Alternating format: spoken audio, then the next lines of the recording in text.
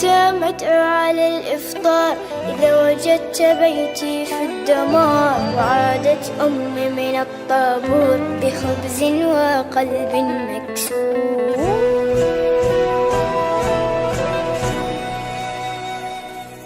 وأذنت مساجد ورنت الكنائس. جيران في الله أبواب بلا حارس. ووصلت مراكب الموت إلى أرض الأحلام دون أن يصبح الأطفال قضية رأي عام. سيدي الرئيس أنا لا أنام. كلما أغمضت عيني أسمع انفجار. ويشتعل سريري دخانا ونار. ويخرج الخوف من باب الدولاب.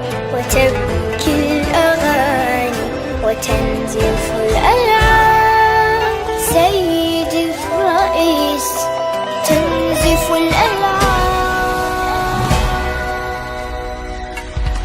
سيدي الرئيس نحن الهاربون. نحن المبعدون. نحن المذنبون. نحن المتهمون بالعبادة. بالعبادة